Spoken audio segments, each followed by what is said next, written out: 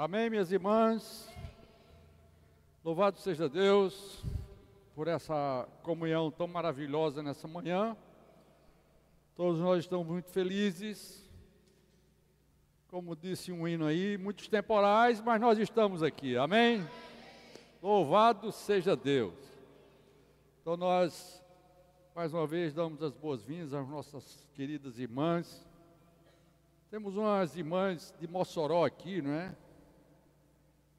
Estão conosco, estiveram aqui há alguns dias, não foi? Souberam da nossa comunhão e estão aqui hoje. Quero dar uma bem-vinda especial a vocês e as demais, todas as igrejas que já estão conosco aqui, também as irmãs de Bacabal, né? Também de outro estado. Louvado seja Deus, essa é uma comunhão, um encontro de mulheres oficialmente do estado do Ceará. Amém? Louvado seja Deus. Há algum tempo a gente tinha tido a nossa última comunhão, mas estamos aqui outra vez, desfrutando de Deus, amém? Desfrutando da comunhão, desfrutando da presença umas das outras, desfrutando do nosso grande Deus, do nosso amoroso Deus, do nosso bondoso Deus. Até aqui nos tem ajudado o Senhor, amém?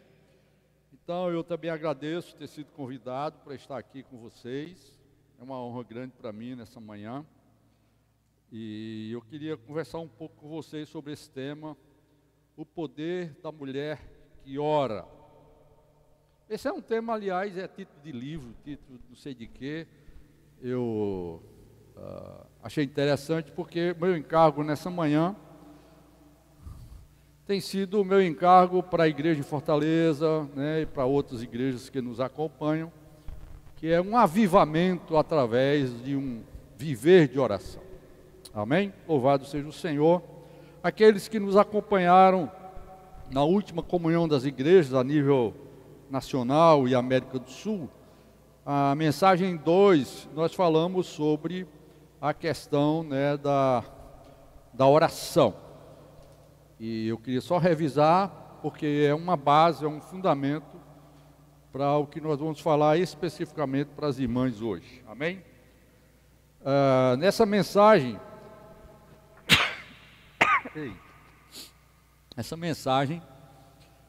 nós vimos que o título daquela mensagem, 2 semanas atrás, é Minha Casa Será Chamada Casa de Oração, que está em Mateus 21, 12 e 13.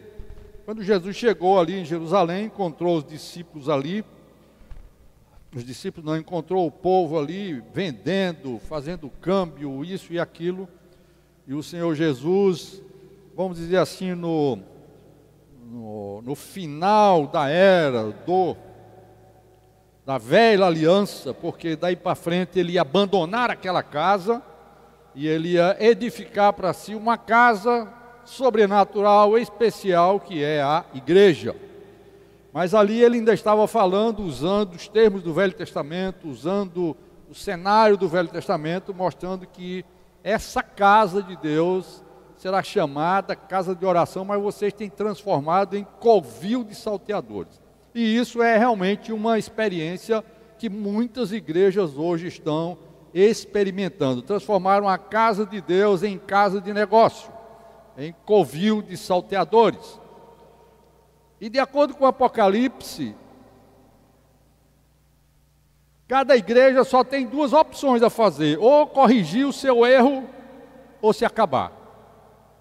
Isso está na carta aos Efésios. Por isso, irmãs, nessa manhã, eu quero dizer para vocês que vocês têm uma importância vital para que a sua igreja, a sua congregação, a assembleia onde você reúne, não se acabe. Porque a igreja, de uma maneira geral, nunca vai acabar, porque Jesus disse que edificaria a sua igreja de qualquer maneira, e as portas do Hades não prevalecerão contra ela. Mas o lugar onde você reúne depende de você.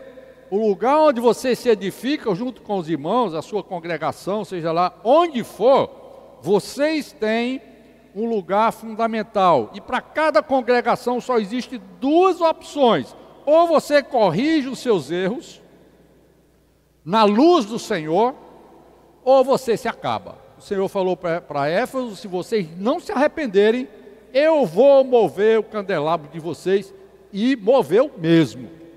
Se você for hoje lá na Ásia, na Turquia, a antiga Ásia Menor ali, você passar ali por aquela região, você só vai ver ruínas, principalmente na cidade de Éfeso. Amém, minhas irmãs? Então, uma palavra em primeiro lugar, de advertência, em segundo lugar, uma palavra de encorajamento para vocês, tá bom? Por isso, a minha casa será chamada não é casa de pregação. Muitos dão mais importância à pregação do que à oração. De acordo com Jesus, a casa dele seria conhecida como uma casa E eu vou mostrar para vocês no Antigo, no Velho Testamento e na história da igreja, como as mulheres foram tão importantes para manter essa casa de Deus viva. Amém? A principal atividade na igreja, o recurso mais importante na igreja deve ser a oração. Não precisamos de grandes mestres, não precisamos de grandes profetas. Nós precisamos de uma vida de oração, amém? Porque a oração nos liga a Deus e a oração elimina o seu maior ídolo, que é você mesmo, o seu ser natural. Porque a oração é uma agressão ao nosso ser natural. Essa é uma palavra do Edward Bonds, no seu livro O Poder da Oração. E ele fala, eu vou repetir, a oração é uma agressão ao nosso ser natural. Você quer agredir o seu ego? Você quer agredir o seu eu?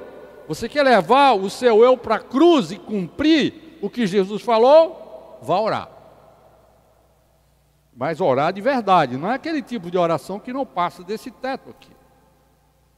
É uma conversa especial com Deus, uma conversa íntima com Deus, uma conversa de duas pessoas. Não é uma lista de pedidos para Deus, estamos falando aqui numa vida de comunhão com Deus. E o Edward Bonds fala o seguinte: a oração é uma obra de humilhação. Ela torna o intelecto e o orgulho menos importantes, crucifica a vanglória e aponta a nossa falência espiritual. Você já sentiu alguma vez falido espiritualmente? Eu sim, principalmente quando eu oro. Mas isso é bom. Quando você reconhece a sua falência espiritual, isso é muito bom, porque Deus tem caminho em você. Continuando aqui o que o Bonds falou, ele fala, e tudo isso são coisas difíceis para a carne e para o sangue, ou seja, para a nossa vida natural. É mais fácil não orar do que orar, sim ou não? É claro que é, ninguém vai querer ser espiritual aqui e dizer que é tão fácil orar. Então chegamos a um dos maiores males desses dias, irmãs, talvez de todos os tempos: pouca ou nenhuma oração. Esse é um dos maiores males. Desses dois males, talvez pouca oração seja pior do que nenhuma oração. Nenhuma oração que chega a hora em que você diz, eu preciso de Deus. Pouca oração, você diz, eu estou em paz com Deus, enganando-se a si mesmo. Pouca oração é o tipo de oração que nos engana, uma farsa e uma ilusão para a nossa consciência. Será que isso não é a realidade nos nossos dias hoje? Pouca oração? Fomos levados no passado a ouvir grandes ensinos, a ouvir grandes verdades, a fazer tantas coisas, até mesmo a pregar o Evangelho, mas a casa do Senhor é chamada casa de oração. Sim, a pregação do Evangelho é importante, mas pregação do Evangelho sem oração e nada é a mesma coisa. Então, a coisa não começa por pregação, a coisa começa por oração. Se essa é a situação na sua igreja, minha querida irmã, essa mensagem serve para você, tá? A edificação vem pelo negar do ego e tomar a cruz. E a cruz só é tomada em um viver de oração individual e coletivo. Essa é apenas uma introdução em cima do que eu falei naquela mensagem número 2 da comunhão das igrejas. E esse nosso encargo nesses dias, principalmente o meu encargo, o encargo aqui da igreja em Fortaleza, é que nós precisamos restaurar um viver de oração, mas um viver de oração poderosa. Não um viver de oração natural, um viver de oração tradicional, mas uma vida de oração. E nós aprendemos isso recentemente no livro de Neemias. Por sinal, amanhã nós teremos a nossa última mensagem da série sobre Neemias. Eu aconselho vocês a ouvirem, tá certo? Amanhã aqui na Casa 1, aqui na igreja, nós vamos falar sobre a mensagem 10, sobre o último estágio da reconstrução dos muros. E nesse livro de Neemias, nós aprendemos que a casa de Deus, o templo, precisa de uma proteção. E a proteção são as muralhas. E as muralhas representam o reino de Deus. Ou seja, a proteção da igreja está no fato de que Deus é que reina na igreja. A proteção da igreja reina no fato de que nenhum homem tem condições de controlar a igreja e de levar a igreja para frente. Só Deus com a sua autoridade em Cristo, porque toda a autoridade foi dada a Ele no céu e na terra. Então, para protegermos a vida da igreja, nós precisamos ter o reino de Deus. E ter o reino de Deus é ter a autoridade do seu Cristo sendo uma realidade em nós. E essa restauração, no caso de Neemias, só aconteceu porque Deus encontrou uma pessoa que orava. E nesses dias finais, meus irmãos, Deus precisa de um remanescente para Ele voltar. Esse vai ser o nosso último ponto da nossa mensagem, eu não quero adiantar muito. Deus precisa de um grupo de pessoas, não de uma igreja institucional, não de uma igreja denominada, não de um grupo especial de pessoas. Deus está formando e procurando adoradores que o adorem de uma maneira só, em espírito e em verdade. Você quer tomar esse caminho? Se você tomar esse caminho, você está incluído no grupo dos vencedores. E não é essa igreja aqui, não é a sua igreja, não é igreja nenhuma local nesse mundo. É simplesmente um grupo de pessoas que só Deus sabe quem é. E é bom que você se aliste nesse grupo de pessoas, porque esse grupo de pessoas orando é quem vai trazer o reino de Deus para essa terra. Depois eu mostro para vocês, tá bom? Então as muralhas representam esse reino, e a reconstrução das muralhas foi possível porque um homem tomou a iniciativa de orar. E nós vimos ali no livro de Neemias, princípio da oração em toda a parte do livro. Em qualquer lugar que você olhe o livro de Neemias, número 1, tudo começa com oração. Capítulo 1, não tenho nem tempo aqui, né? Vocês podem escutar as mensagens que nós falamos, começa com oração. E o capítulo 13 termina com uma oração. O último versículo do livro de Neemias é: lembra-te de mim, ó Deus, para o meu bem. Vamos orar assim? Fala comigo. Lembra-te de mim, ó Deus, para o meu bem. O meu bem significa eu quero ser um vencedor. Eu quero ser parte desse remanescente. E no meio do livro você encontra opositores, você encontra inimigos que foram enfrentados com oração. Você encontra também um avivamento espiritual e uma reconstrução espiritual do culto, do serviço, da maneira como adorar a Deus, da maneira como louvar a Deus. Amanhã nós vamos falar sobre esse ponto, a verdadeira adoração, como louvar a Deus de verdade. Tem a ver com a dedicação dos muros. E esse avivamento espiritual veio por meio de oração, que envolve confissão e arrependimento e confissão. Aí está distribuído nas outras mensagens que nós falamos, tá bom? Enfim, oração, meus irmãos, é o caminho para a restauração de todas as coisas. Então, nos dias de hoje, meus irmãos, minhas irmãs, desculpem, não estou tão acostumado a falar para um grupo tão especial como vocês. É isso aí. Vocês representam o grupo, né, de vencedores. Amém, é isso aí. A igreja hoje precisa de um novo derramamento do Espírito. Eu estou falando de derramamento, não é um espíritozinho qualquer não. Não é uma vidazinha qualquer não. De orar na hora da ceia, de orar quando acorda. Obrigado, Senhor, a noite de paz, me dá um dia abençoado. Lembra do meu carro, sabe? Eu estou precisando de um carro. Meu carro está velho. Ou no final da noite, Senhor, obrigado que eu não morri hoje. Nenhum assaltante atirou aí, eu não tive nenhuma bala perdida, né, irmã Patrícia? Lá no Rio de Janeiro, essa semana foi uma confusão. Você sai de casa para trabalhar e encontra bandidos no meio da rua atirando para todo lado. Aí você, obrigado que hoje eu não morri. Irmãos, nós precisamos de um verdadeiro viver de oração, tá? Até porque no Velho Testamento foi prometido 2 tipos de derramamento do Espírito. A chuva temporã, ou as primeiras chuvas, e a chuva serôdia, as últimas chuvas. A chuva temporã é a chuva da semeadura. A terra foi preparada, a semente foi colocada e a chuva precisa chegar.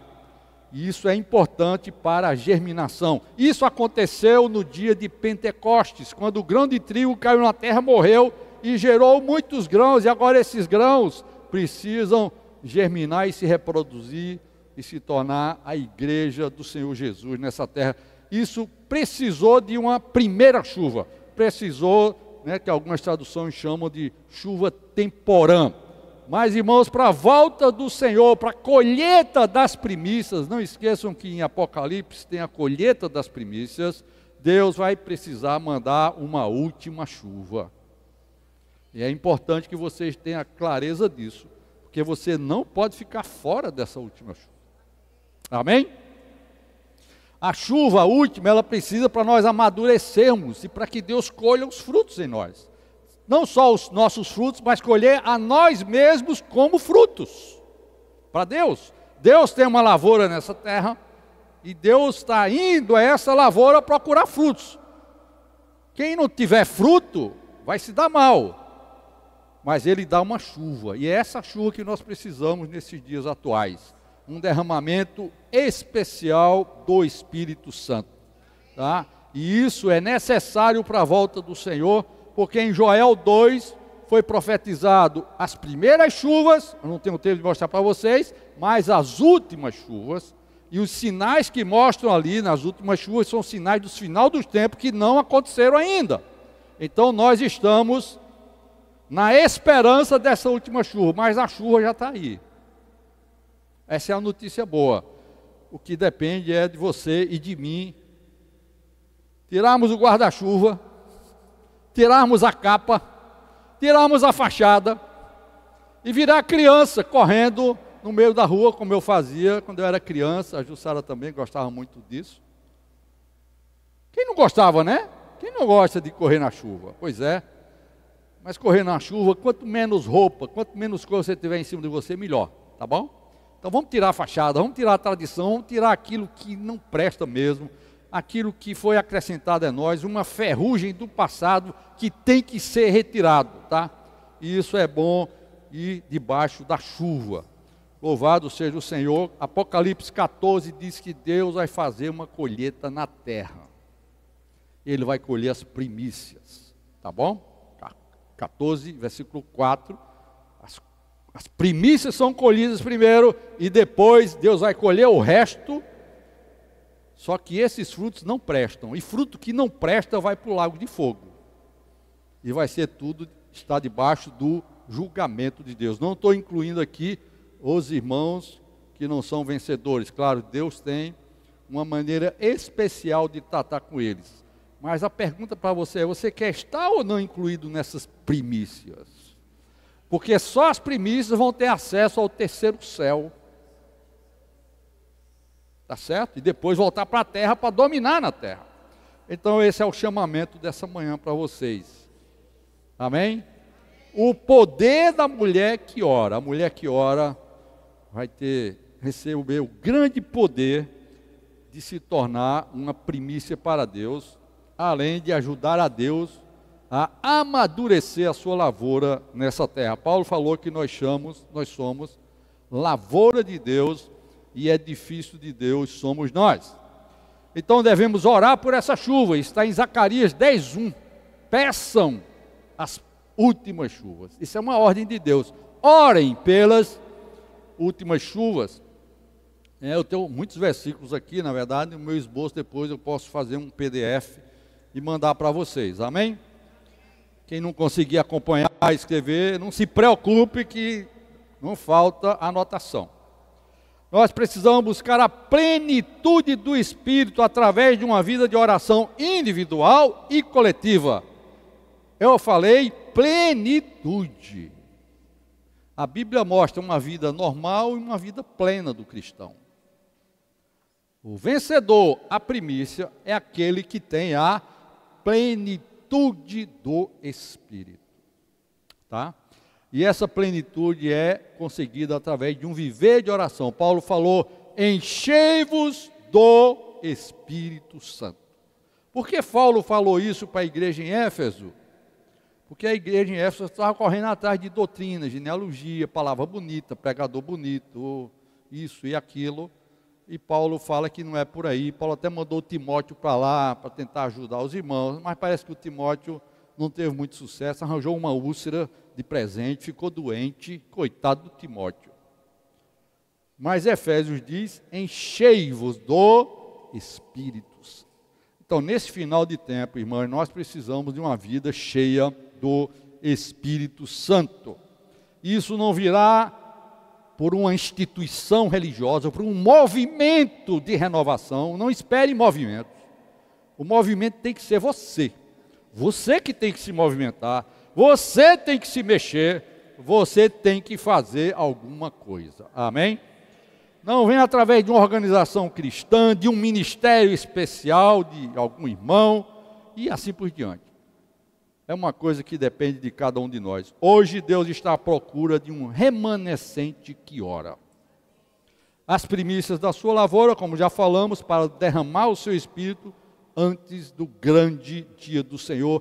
Recomendo muito vocês lerem Joel 2, Atos 2 e Apocalipse 14. Então o encargo dessa mensagem é, qual a posição das mulheres para atender esse chamamento do Senhor? Será que vocês têm uma posição especial? E eu quero começar a mostrar para vocês que, logo no capítulo 1 de Atos, capítulo 8, o Senhor falou, recebereis poder, ao descer sobre vós o Espírito Santo, e sereis minhas testemunhas. Então você tem primeiro o recebimento do Espírito Santo, como um dom de Deus. Tá? Até Jesus falou assim, se vocês sendo mal sabem pedir, sabem dar boas dádivas aos vossos filhos, o que será de vocês se vocês não pedirem o Espírito Santo ao vosso Pai? Então o Espírito Santo tem que ser pedido a Deus. Não o Espírito inicial que te salvou, mas a plenitude do Espírito Santo. Amém? Então esse deve ser um tipo de oração. Senhor, eu quero mais Espírito. Amém? Esse deve ser o nosso tipo de oração. E isso envolve poder. Isso envolve poder. Eu falei um tempo atrás que a locomotiva da vida de uma igreja são as mulheres. Alguém lembra disso? Não. O poder, a operosidade, vem das mulheres. Sabe por quê? Porque as mulheres oram mais do que os homens. E quem ora tem poder. Amém? Então vocês precisam continuar, se vocês já praticam essa vida, vocês precisam avançar mais e mais, porque o Senhor prometeu que mandaria poder ao descer sobre vós o Espírito Santo, e sereis minhas testemunhas. Você quer ser uma testemunha de Jesus no meio que você vive, na cidade que você vive, junto com os irmãos que você vive, no seu trabalho, escola, na faculdade, seja lá onde for, na sua vizinhança, você precisa, para ser uma testemunha, você precisa receber poder. E esse poder vem do Espírito Santo, e esse Espírito Santo é através da oração. Muito bem. Há na história do mundo mulheres que impactaram o povo de Deus pela oração e também pela falta de oração. Sabiam disso? Não. A história está repleta de exemplos de mulheres que impactaram o mundo, que mudaram a história do mundo, ou porque oravam, porque o impacto pode ser positivo ou negativo, ou porque não oravam. Você quem está em qual grupo, minha querida irmã? Você quer mudar a história desse mundo? No final dessa mensagem você vai ver como isso é importante. Nós precisamos mudar a história desse mundo. E a história desse mundo é mudada com alguém que ora, principalmente as mulheres. Sabe qual foi o primeiro problema na história da humanidade? Foi que Eva não orou. Claro. Se Eva tivesse orado, se Eva estivesse na presença de Deus, a serpente não encostaria. Mas como Deus aparecia naquela época só no final da tarde, a serpente se aproveitou de manhã e entrou, porque ela estava fora da presença de Deus. E quando alguém está fora da presença de Deus, é uma porta aberta para Satanás. Vocês estão entendendo, irmãos? Como a falta de oração muda a história. Vocês acham que mudou? Não. Deus nos criou para viver essa vida que nós temos hoje? Claro que não. Deus nos criou para ter uma vida abundante. Tinha até a árvore da vida lá no meio do jardim. Mas a falta de oração de Eva, a falta da presença de Deus na vida de Eva, levou a humanidade, no princípio logo, a cair em pecado, a cair em desobediência, a cair debaixo da condenação de Deus. Eu tenho muitas mulheres aqui, eu vou ser bem rápido, tá certo? Depois vocês conferem na Bíblia. As filhas de Zelofeade. As filhas de Zelofeade chegaram para Moisés e disseram: Moisés, é o seguinte, não tem marmanjo na nossa tribo aqui, na casa do meu pai. E a casa do meu pai precisa de descendentes, mas não ficou nenhum homem aqui. E aí, a lei de Deus é omissa, não está falando nada. Olha só, parece que essas mulheres eram rebeldes, né? Às vezes não parece que a gente é rebelde, né? Mas não é não. Isso é o perfil de pessoas que oram. Pessoas que oram conseguem chegar na própria palavra de Deus, estou falando do Velho Testamento, ousadamente dizer para Moisés: Moisés, e agora, meu irmão, você que fala com Deus face a face, como é que você vai resolver esse problema agora? Porque Deus quer que a gente se multiplique, e não tem nenhum homem na minha família. O que é que vocês acham? A atitude dessas mulheres. Naquela época, Moisés era o enviado de Deus. Se você quisesse alguma coisa com Deus, você ia buscar Moisés. Essas mulheres tipificam para nós as mulheres que buscam o enviado de Deus em oração. E sabe o que aconteceu? O enviado de Deus, que hoje é o nosso Senhor Jesus, não confundam as coisas, tá certo? Hoje é o nosso Senhor Jesus, não é nenhum homem nessa terra. Chegou para Deus, olha só, o que é que ele foi fazer? Orar. Deus é o seguinte, parece que você esqueceu de uma cláusula na lei, porque na prática está acontecendo isso, isso, isso e isso. Deus olhou para Moisés e falou: pô, parece que as filhas de Zelofeade têm razão. Daqui para frente acrescenta aí um aditivo na lei aí, vai ser assim, assim, assim, assado. Vocês acreditam nisso, que Deus acrescentou alguma coisa na lei pela oração das filhas de Zelofeade? O que é que eles não podem fazer com vocês, irmãs? É verdade? Esse Deus é bom demais, Ele não vai dizer que você é rebelde, não. Se você é sincera, você vai a Deus com sinceridade, Ele vai ouvir a sua oração. Eu não tenho muito tempo para falar nisso. Débora foi levantada por Deus na época do juízo, uma época tenebrosa. Capítulo 4, versículo 6 de Juízes diz assim: o Senhor Deus de Israel deu a seguinte ordem: uma mulher se levantou para liderar. e disse que Deus deu uma ordem. Como é que ela recebeu a ordem de Deus? Deus mandou um e-mail para ela? Deus mandou um WhatsApp para ela? Deus mandou uma carta para ela? Essa mulher com certeza orava a Deus. Amém? Então Débora, uma grande juíza de Israel, mudou também a situação naquela época porque ela orava. Ana, a mãe de Samuel, puxa, essa foi uma mudança drástica da história. Essa época do juízo foi tenebrosa e o reino de Deus tinha que ser estabelecido. Ana orou e Deus mandou Samuel. E está bem explícito na Bíblia. Por esse menino orava eu. Você tem orado por esse menino? Qual é o Samuel que vai mudar essa era? É o Senhor Jesus.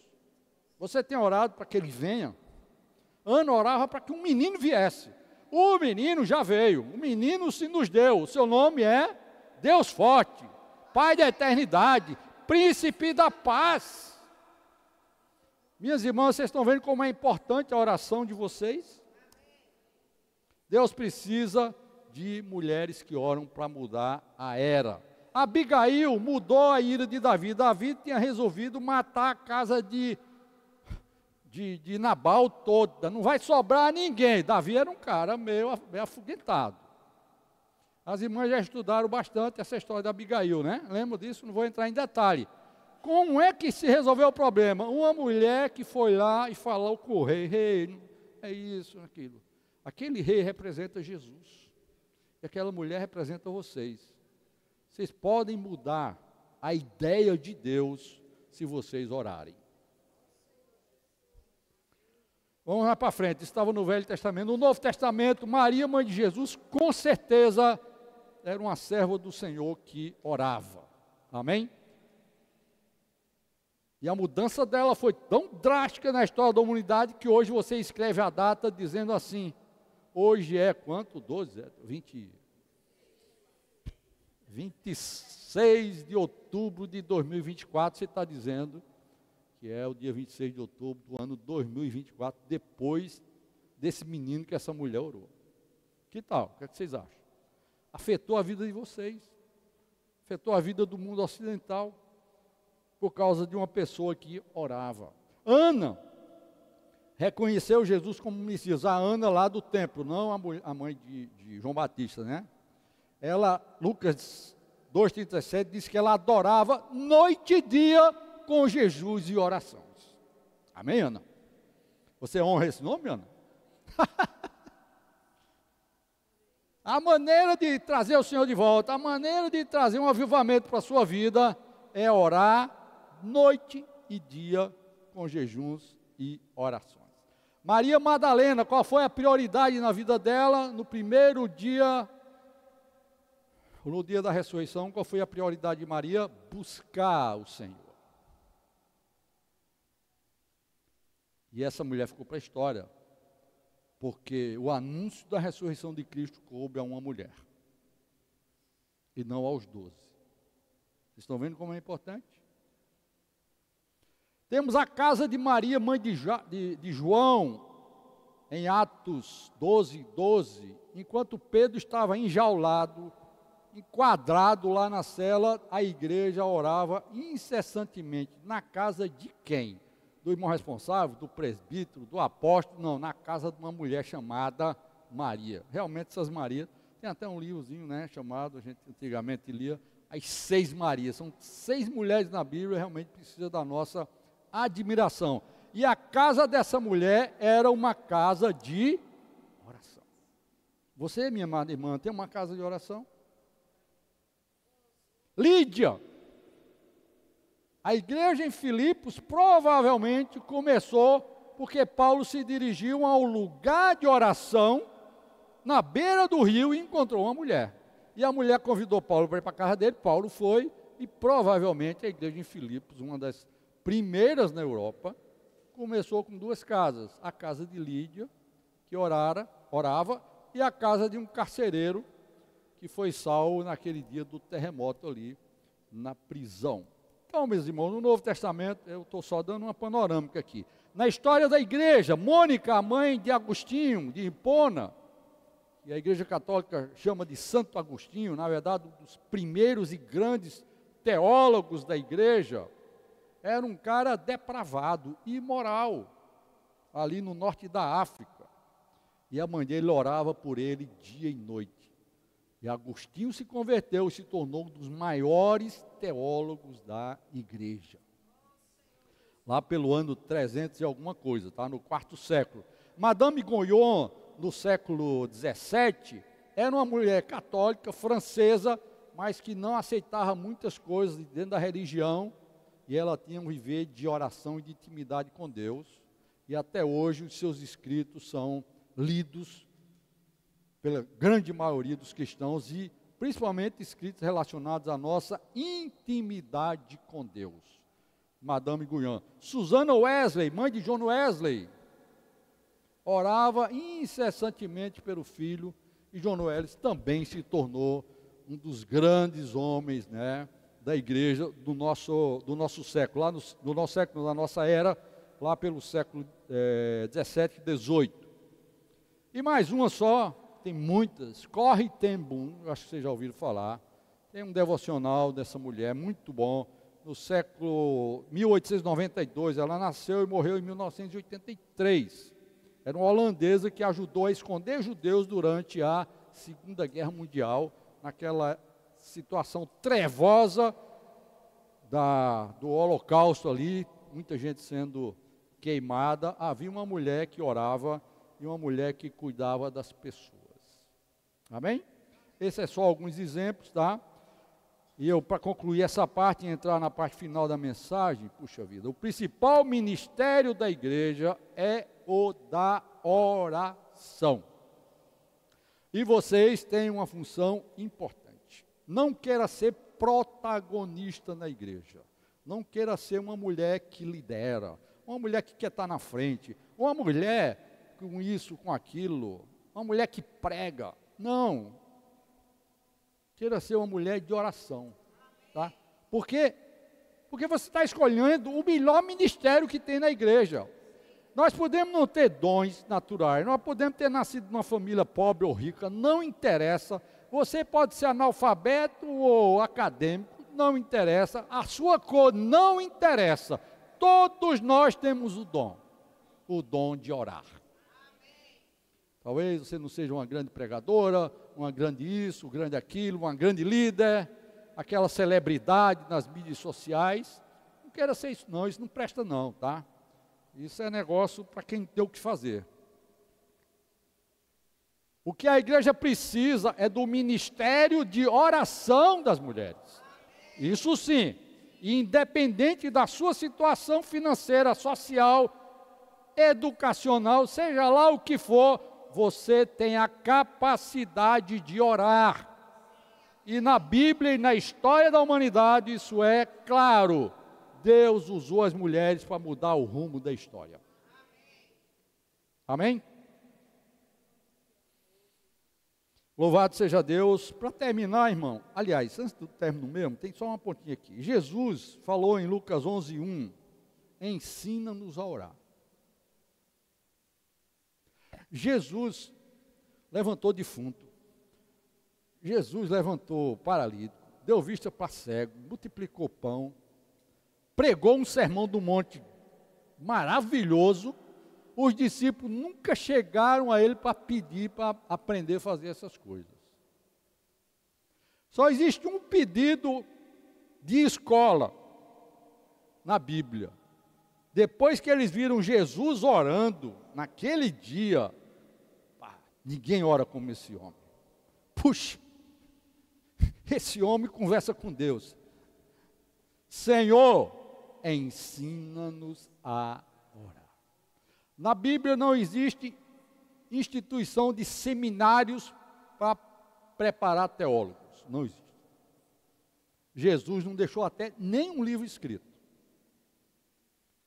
Jesus deixou um modelo, principalmente de uma pessoa que orava, a tal ponto que os discípulos chegaram a pedir: Senhor, monta uma escola para nós e nos ensina a orar. É só isso que a gente quer.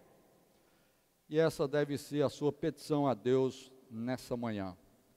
Senhor, ensina-me a orar. E aí ele falou ali daquela oração considerada Pai Nosso e tal, não temos tempo de entrar aqui, né? Esse livro de Lucas fala muito da humanidade de Jesus, do Jesus homem, e como homem, ele fala 7 vezes, muito mais do que os outros, apresentando Jesus em oração. E os discípulos ficaram impressionados e não pediram para ensinar outras coisas. Não se preocupe com as outras coisas. Peça ao Senhor, Senhor, ensina-me a orar. Vamos pedir agora? Senhor, ensina-me a orar. Essa é a melhor escola na vida da igreja, amém? Para concluir, meu ponto final é, o que é então oração na prática? Vamos entrar em aspectos práticos. Por que? Eu vou fazer algumas perguntas para vocês. Por que orar? Como orar? Onde orar? Quando orar? Por quem orar? Por que orar? Porque orar é fundamental, é comunhão com Deus, é intimidade com Deus, é por onde tudo começa. Nós já vimos isso lá no livro de Neemias. Então esse é o porquê que eu devo orar. Tá certo? Agostinho de Hipona, aquele que foi salvo pela oração da mãe, falou o seguinte: a excelência da oração é ouvir Deus. Não sei se vocês entenderam, isso não é uma frase, não é um slogan. Tem muita importância nessa frase. A excelência da oração é ouvir Deus. O que é excelência? Excelência é uma coisa quase perfeita.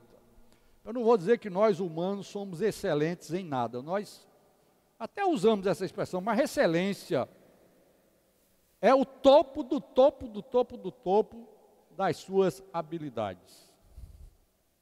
Então, qual é a excelência da oração? Quando que a minha oração, ela vai ser considerada uma oração topo do topo do topo das galáxias para Deus? É quando você senta para ouvir Deus. Pare de chegar para Deus com a lista de pedidos. Pela sua mãe, pelo seu carro. Eu não estou dizendo que a gente não deve pedir, mas irmãos, eu vou falar agora que a oração tem uma estrutura que o Senhor Jesus nos ensinou na sua escola. Talvez isso foi algumas apostilas que ele distribuiu lá, e nós interpretamos assim. Mas o ponto aqui é que a oração é um progresso. Você precisa aprender a orar. Amém? Por isso ninguém aqui sai e nem é perfeito em oração. Mas se você quer ter uma oração de excelência, aprenda primeiro a ouvir Deus. Deus só nos deu uma boca e dois ouvidos. Para ouvir mais do que falar. Pergunta a você, a sua oração, faça uma avaliação, um checklist na sua oração. Você pede mais ou ouve mais? E quando eu falo ouvir mais, tem a ver com orar com a Bíblia aberta. Porque aqui Deus fala para você. Amém? Não é só oração tradicional. Abra a sua Bíblia, leia a Bíblia e comece a orar. E ouça Deus falar exteriormente na sua palavra e interiormente no seu espírito, pelo Espírito Santo. Se você está nesse nível, você está no caminho da excelência da oração. Amém? Muito bem. Agora, como orar? Agora vamos falar de uma espécie de estrutura. A oração, será que tem alguns passos? Tem. A oração tem. Eu estou até distribuindo nas mídias sociais, nesses dias, um devocional. Quem aqui tem acompanhado isso? Levanta a mão, por favor. Chamado 21 dias no poder da oração. Muito bom. Eu aconselho vocês a voltar lá no meu Instagram. Tá? Desde o primeiro dia está lá. Nós já estamos hoje no 8º dia, muito importante, do Angus Buchan. E ele que falou num dos dias lá, essa estrutura de oração, eu achei muito interessante. É um acrônimo. Você sabe o que é um acrônimo, né? É uma abreviatura, né? Por exemplo, ONU é um acrônimo. Organização das Nações Unidas. Não é? vamos dizer, o CREA dos engenheiros, que eu me lembro aqui, né, por causa da minha profissão, Conselho Regional de Engenharia e era de Arquitetura, agora não é mais, não sei se ficou só CRE, mas isso é acrônimo, tá? Vocês estão entendendo o que é. Então, para você lembrar isso, o irmão criou um acrônimo, que ele é inglês, ele é americano, ele criou em inglês, chama-se ACTS. ACTS, que em inglês é ação, ACT é ação, tá? Então é um acrônimo, mas ele tem um certo significado. O que você deve fazer quando for orar? Qual a sua ação? Então, para você decorar é ACTS. O problema aqui é que tem o T é no inglês, tá? As outras letrinhas deu para traduzir no português. Por exemplo, A é adoração. C é confissão. T é thanksgiving, em inglês, que é ações de graças. E S é súplica. Então, essas três, em inglês e português, têm a mesma letra, menos o T. Tá certo? Voltando aqui. Qual é a primeira coisa na sua oração? Adorar a Deus. Não chegue para Deus pedindo as coisas, a não ser que você esteja morrendo. O cara está atirando, você está estirado lá na Avenida Brasil, debaixo de um carro, com um filhinho. Mas ainda dá tempo de dizer, ó Deus, Tu és grande. Sim ou não? Tu és tão grande, Senhor. Acaba com esses caras logo, manda esses caras embora. Você está entendendo como é que você começa a orar? Você tem que começar a orar adorando a Deus. Você mais rápido. C, quando você adora a Deus, a primeira coisa que Deus vai fazer é que vai dizer para você que você não presta. Que você não vale nada. Tá? Então, Deus está incluído naquela música. Você não vale nada, mas eu gosto de você. Não tem uma música aí? Não quero nem saber de quem é, tá certo? Não precisa falar o nome, não. Mas não tem essa música aí, né? Você não vale nada, mas eu gosto de você. Eu acho que isso é uma coisa que Deus canta, entendeu? Você não vale nada, mas eu gosto de você. Então Ele vai lhe mostrar. Você não vale nada por causa disso e disso. O que é que você vai fazer? Segunda letra do acrônimo, C, confissão. Amém? Adoração, confissão. Terceira coisa, o T de Thanksgiving é ações de graça. Aí nós temos muita coisa para agradecer a Deus. E por último, o S, que a maioria de nós começa primeiro, súplica. Sim ou não? Vocês estão entendendo que a gente precisa mudar? A gente precisa entrar na escola da oração. Nós temos que entrar urgentemente hoje na escola da oração. Essa escola não é aqui nessa igreja, não é na sua, não é na igreja de ninguém. É na Bíblia, através do Senhor Jesus. Amém? Então a súplica pelos interesses de Deus, primeiramente. Em segundo lugar, pelos outros. E em terceiro lugar, por você. Você está entendendo que você é o último dos subitens dessa lista? O primeiro de tudo é Deus. Você está incluído no último item, no quarto e no terceiro subitem. Então, a gente não vale nada mesmo, não. O problema ou a solução é que Deus gosta da gente. Amém? Então, essa é a estrutura da oração. E o modo de você orar deve ser individual e coletivo. Ah, meu irmão, eu não gosto de oração da igreja, eu sou tímido. Tem uma irmãzinha do nosso grupo familiar, não vou dizer o nome dela que está aqui. Vou dizer só a primeira letra do nome dela, é Jane, tá certo? Um dia desse eu falei, todo mundo orou, e a Jane calada. Eu falei, a Jane sabe orar? Aí ela falou, sei, e começou a orar, não foi bom? Então, oração coletiva, irmã, se você tem timidez, jogue isso fora, que isso é do cão, isso é do diabo. Timidez nessa hora é a maior ferramenta do diabo para você não orar na reunião da igreja. Aqui nós estamos fazendo agora o seguinte, meia hora antes da reunião do Partir do Pão, da mesa do Senhor, um grupo de vencedores que vencem, que agridem o seu ser natural e chegam aqui meia hora antes para orar. E eu quero convidar vocês, irmãos aqui de Fortaleza, se você não está nesse grupo, se associe conosco, tá certo? Não é chegar atrasado não, tem gente aqui que chega meia hora atrasado na reunião. Mas tem um grupo aqui que chega meia hora antes para orar. Oração coletiva, eu vou dizer uma coisa para vocês, as reuniões da igreja aqui mudaram. Depois que esse grupo resolveu orar. Então, individualmente e coletivamente. Amém? Louvado seja o Senhor. Onde eu devo orar? Em todo lugar. 1 Timóteo 2,8 fala isso, tá certo? Levantando mãos santas em todo lugar. Tudo bem, de manhã cedo. Eu aconselho vocês ser o seu quarto. Desde que a mulher ronque muito, aí você sai para outro lugar. Não é o meu caso. Não é o meu caso, não interpretem mal. Apesar de eu sair todo dia para o meu escritório orar. O meu escritório é o meu lugar de oração. Você precisa de um lugar de oração, sabe? Porque isso marca você. Um travesseirinho ali no seu escritório, no seu lugar de oração, para você se lembrar que precisa se ajoelhar. O visual é muito importante. Então hoje, quando eu entro no meu escritório, meu sentimento sempre é de orar, por incrível que pareça. Eu posso fazer qualquer coisa no meu escritório, quando eu entro lá, o primeiro sentimento que eu tenho, eu olho para o travesseiro, puxa, está na hora de me ajoelhar aqui. Nem que seja 2 minutos, 3, 4, 5. Mas quando você se ajoelha, você está dizendo, Deus, eu não presto, mas o Senhor me ama. Eu sei que eu não presto. Eu sei que sou pequeno, eu sou fraco, mas o Senhor é forte, o Senhor é grande, o Senhor é Deus.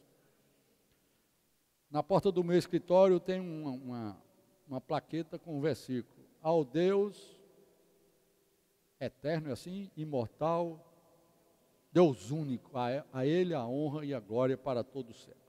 Então, toda vez que eu dou de cara com a minha porta, eu preciso adorar primeiro.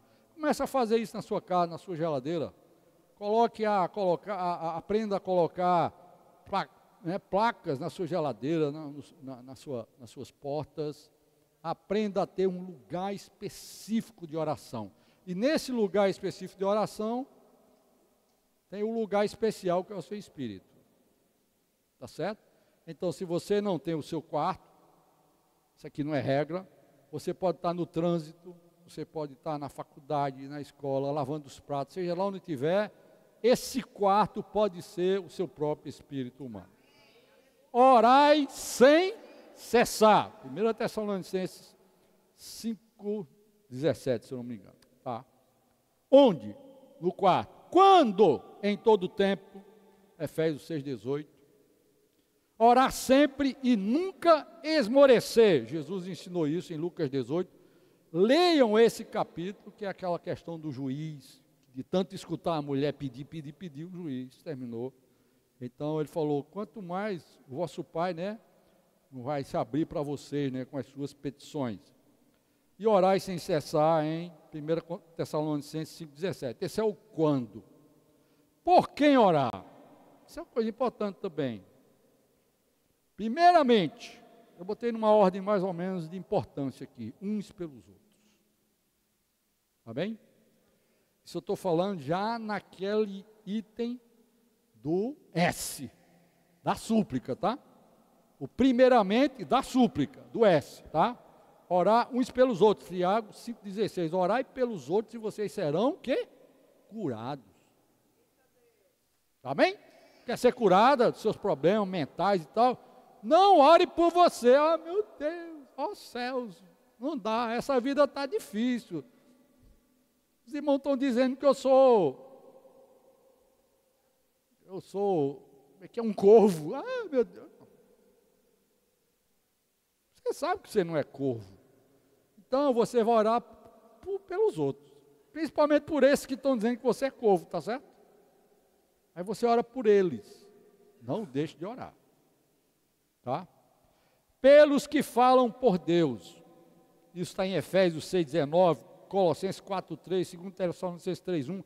Paulo sempre estava pedindo aos irmãos para orarem por ele. Paulo, Isso mesmo, Paulo. Quem é Paulo? Paulo é um cara que era um vaso escolhido por Deus. Ele não é igual a qualquer um profeta ou apóstolo de hoje, não.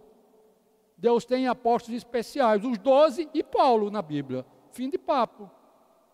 Tá certo? Como diz Augusto Nicodemos, apóstolo bom é apóstolo morto. Ou seja, apóstolo bom já morreu. São os 12 e mais o Paulo. Porque o Paulo foi escolhido por Deus de uma maneira especial, tanto que o Novo Testamento, a maioria das cartas são dele.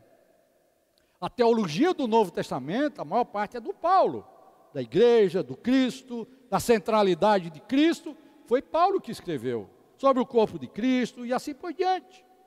Onde Paulo viu isso? Paulo subiu do terceiro céu, foi no paraíso, Paulo viu as coisas de uma maneira especial, como nenhum outro homem viu nessa terra. Pois é, esse homem, aonde ele ia dizer, orem por mim, orem por mim. Isso significa humildade. Isso significa, eu vi muita coisa, mas Deus sabia que havia um risco, botou um espinho na carne dele, que a gente nem sabe o que é, porque Deus sabia que a qualquer momento ele podia cair, como qualquer um de nós pode cair a qualquer momento. Semana passada houve um escândalo nos Estados Unidos, não vou falar o nome, só um milagre. Um escândalo nos Estados Unidos, um dos grandes pregadores americanos foi desligado do ministério por, num termo bem suave, relação imprópria com uma jovem. Vocês entendam o que vocês quiserem, tá certo? Não sei se ele pegou na mão dela, deu um cheiro nela, o que é que foi mais, tá certo? E o mundo cristão está estarrecido, principalmente aqueles que acompanham nas mídias sociais, os grandes pregadores e teólogos de hoje, estão escandalizados. Como? Nosso meio também, nós tivemos um exemplo desse. Significa, irmãos, que Paulo precisava de oração. Eu preciso muito da oração de vocês. Amém? Eu preciso muito da oração de vocês. Deus tem, por sua misericórdia, nos dado o privilégio de estar aqui na igreja de Fortaleza, vendo os irmãos, cuidando dos irmãos e de outras igrejas. Segunda-feira nós vamos viajar aí para o Piauí e Maranhão, a convite dos irmãos. Eu não estou promovendo nada, fique bem claro isso aí. Eu não sou apóstolo de ninguém, tá certo? Mas eu preciso muito da oração de vocês, amém? Orem por mim nessa semana que vem. Tem algumas dificuldades de saúde, mas graças a Deus tem uma cooperadora comigo, espiritual, física, assistente de condução de carro, dirige melhor do que eu, graças a Deus. Ela vai comigo. Orem por nós, amém? Nós devemos orar pelos líderes, orar por aqueles que estão falando por Deus, porque se a gente não orar, a primeira brecha, Satanás entra e derruba. Ninguém é forte. Amém? Eu acho que eu estou precisando terminar, irmãos. Não, nem terminei aqui esse ponto. Oh, Senhor Jesus.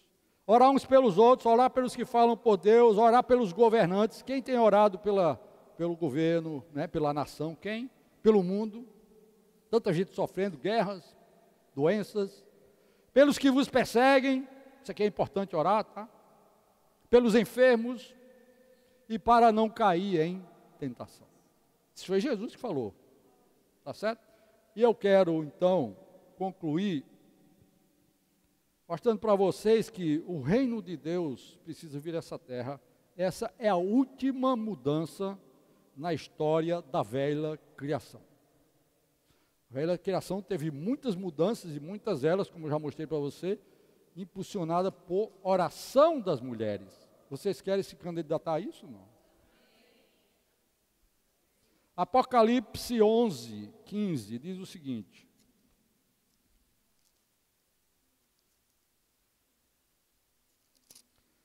Apocalipse 11, 15 diz: o sétimo anjo tocou a trombeta e houve no céu vozes fortes, dizendo: o reino do mundo se tornou de nosso Senhor e do seu Cristo, e ele reinará para todo o sempre. Estou lendo na versão Nova Almeida atualizada. Vamos ler de novo?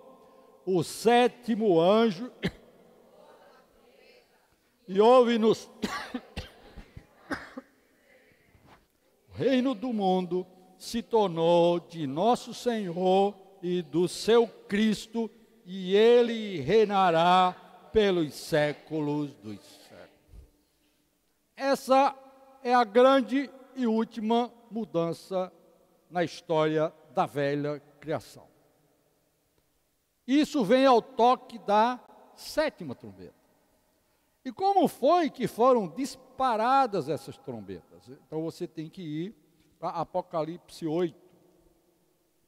Apocalipse 8, de 1 a 6, diz o seguinte: quando o Cordeiro quebrou o sétimo selo tem 7 trombetas, tá? E a sétima trombeta é a última, e acaba com tudo. Então, quando ele quebrou o sétimo selo, houve silêncio no céu durante quase meia hora. Por que silêncio? Porque estava chegando o fim, a última mudança na era da velha criação. Silêncio, porque vai acontecer algo tremendo, algo fantástico, algo nunca visto na história da humanidade. Então viu os 7 anjos que estão em pé diante de Deus, e lhes foram dadas 7 trombetas. Veio outro anjo, ficou em pé junto ao altar com um incensário de ouro, e lhe foi dado muito incenso para oferecê-lo com as orações de todos os santos sobre o altar de ouro que está diante do trono. E da mão do anjo subiu à presença de Deus a fumaça do incenso com as orações dos santos. Então, presta atenção, nenhuma palavra da Bíblia se perde. Então, depois de Deus receber as orações dos santos, então os 7 anjos que tinham as 7 trombetas se prepararam para tocar. Está claro isso, minhas irmãs? O toque das últimas 7 trombetas depende de Deus receber ou não a oração dos santos. Por isso, queridas irmãs, vocês, como eu mostrei, tão importantes nas mudanças que aconteceram na história da humanidade, vocês precisam continuar, com esse protagonismo na mudança das eras. Vocês precisam orar, porque é a partir dessa oração aqui que os 7 anjos vão tocar primeira, segunda, terceira, quarta, quinta, sexta e a última trombeta. Essa expressão é muito conhecida no meio cristão. Tinha um LP no tempo de menino, vocês não sabem nem o que é isso, um disco de vinil chamado A Última Trombeta. Era um terror na minha casa. Porque a última trombeta, quando meu pai botava para tocar naquela vitrola, era o arrebatamento da igreja, gente caindo para todo lado, gente ficando, se esborrachando, morrendo, a rocha caindo. E aí não era vídeo não, era áudio, mas tinha os sons. Aquilo para mim era o terror. Eu nunca esqueci a história da última trombeta. Nunca. E agora está claro para nós, irmãos, que a última trombeta só vem quando Deus receber as orações dos santos. Amém? Claro que a pregação do Evangelho do Reino é fundamental para isso, mas a pregação é depois da oração. Não esqueçam isso. Primeiro a oração. Então, para a volta do Senhor, nós precisamos cuidar de algumas coisas. Primeiro, nos encher do Espírito. Como eu já falei no início, Mateus 25, fala que havia 10 virgens prudentes, 5 nécias, 5 prudentes, 5 nécias, e todas elas tinham azeite nas lâmpadas, mas não tinham azeite nas vasilhas. Tudo indica que essas vasilhas significam o nosso ser natural, a nossa alma, que precisa ser saturada com o azeite que está na lâmpada. Mas alguns não saturam. Lembra que eu falei no início a questão de plenitude do Espírito. Plenitude do Espírito é o saturar da sua alma, é a sua vasilha estar cheia do Espírito. E somente esses vão entrar para o gozo do Senhor. Isso é o que nos ensina Mateus 25. E isso é feito, irmãs, através da oração. E finalmente, irmãos, tirar toda a carga do nosso coração, não sei se isso é o problema de vocês, e não ser achado em falta na volta do Senhor. Eu quero ler para vocês, então, para terminar, Lucas 21.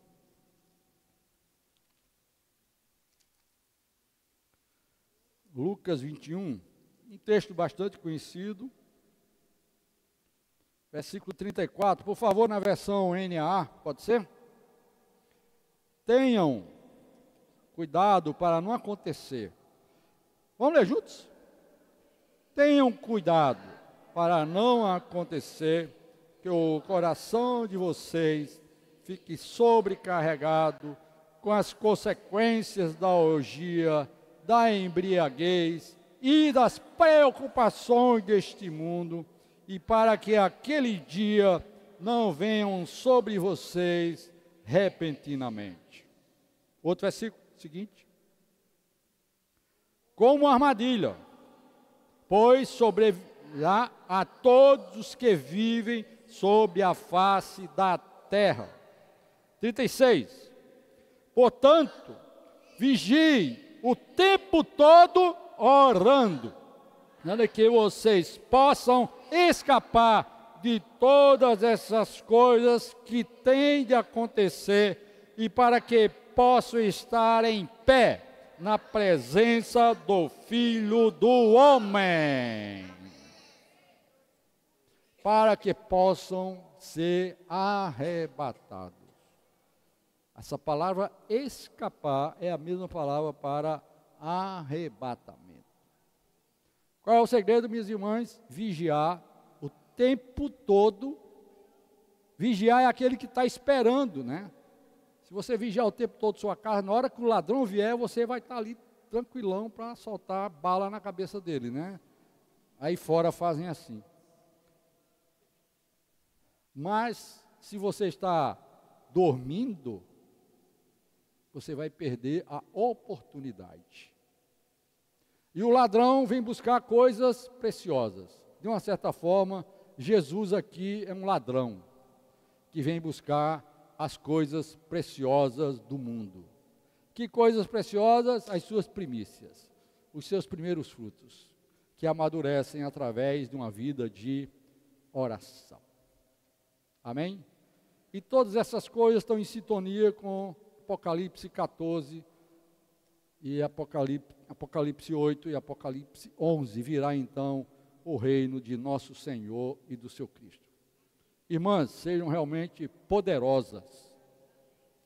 A Sara não gosta que eu fale isso, mas saiu. Sejam poderosas na oração. Amém?